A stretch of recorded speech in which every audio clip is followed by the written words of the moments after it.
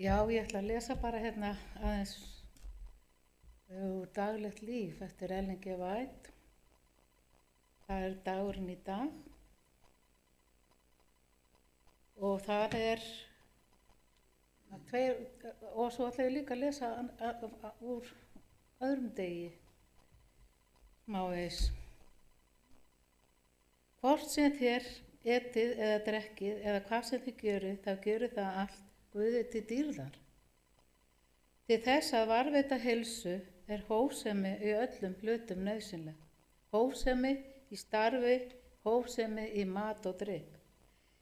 Hinn himneski Faðir okkar sendir ljós heilsu umbútarinnar, svo þeir sem elska hreinleika og heilagleika geta vita hvernig nota eigi með hyggni hið góða sem Guð hefur séð þeim fyrir og þeir geti helgast fyrir sannleikan með því að sýna hófsemi í daglegu lífi. Mikla aðgát ætti að sýna við að mynda réttar venjur við mat og drykk. Svo fæða sem etin ætti að vera slík að hún geti gefið sem best blóð. Það ætti að taka tillit til hinna viðkvæmu meltingar færa. Guð krefst þess af okkur að við gerum okkar hluta í því að varðveita heilsuna. Með því að vera hófsum í öllum hlutum. Það hefur mikil áhrif á hina andlegu reynslu. Hvernig farið er með magan. Það stuðlað að hreinum athöfnum að eta og drekka í samræmi við lögmál heilsunar. Meginreglan ætti að ráða í stað matalistarinnar eða duttlungana. Það hefur mikið að segja að vera hollur Guði. Hann hefur kröfur á alla þá sem eru í þjónustu hans. Hann þráir að hugur og líkami séu varðveitt við sem besta heilsu, sérhver styrkur og hæfileiki undir guðlegri stjórn og þeir séu eins og tróttmiklir og nákvæmar strangbindindi samar venjur geta gert þá. Hófsemi í mat og drykk, svefni og klæðaburði eru mikilvægustu meginreglur hins kristna. Sé sannleikurinn fluttur inn í musteri sálarinnar mun hann leiðbeina okkur í því hvernig við eigum að fara með líkama okkar.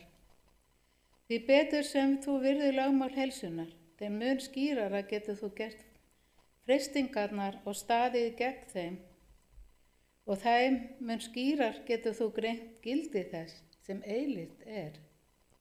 Megi Drottinn hjálpa þér til að nýta sér best núverandi tækifæri og forréttindi, svo þú getur daglega unnið nýja sigra og gengið að lokum inn í borg Guðs í hópi þeirra sem hafa sigrað fyrir blóð lambsins og fyrir orð vitnisburðar síns.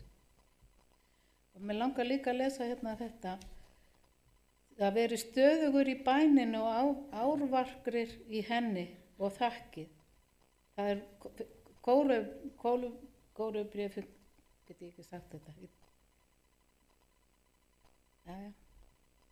Það er ekki til svo stund eða staður þar sem ekki er viðeigandi að láta bæni stíga upp til Guðs.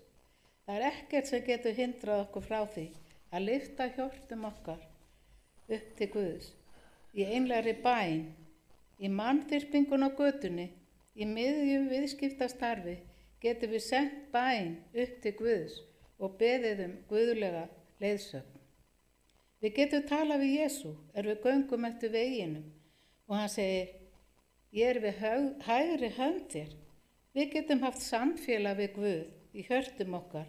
Við getum gengið í samfélagi við Krist þegar við erum við dagleg störf okkar. Við getum látið stíga upp ósk hjartans án þess að nokkuð mannleg eyra heyri.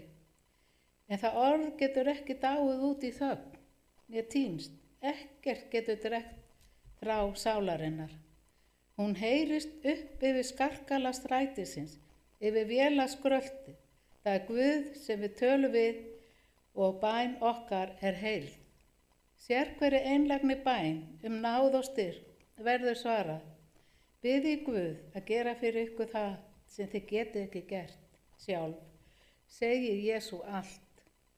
Opnuð leyndarmál hjartna ykkar, því augu hans rannsaka hinn innstu fylgsni sálarinnar og hann les hugsunar ykkar sem opna bók.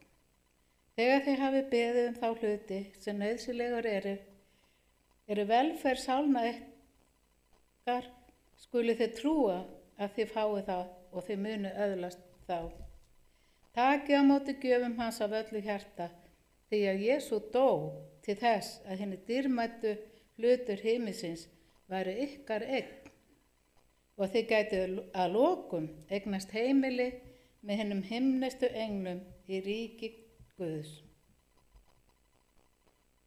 Ef þú lyftir upp raust þínu og finnur þér tíma til bæna, mun Guð hefja upp raust sína og finna tíma til að svara. Ég finnst þetta að vera svolítið góða áminning fyrir mig, bæði með heilsuna og bænina. Þannig ég ákvað að lesa þetta. Takk fyrir.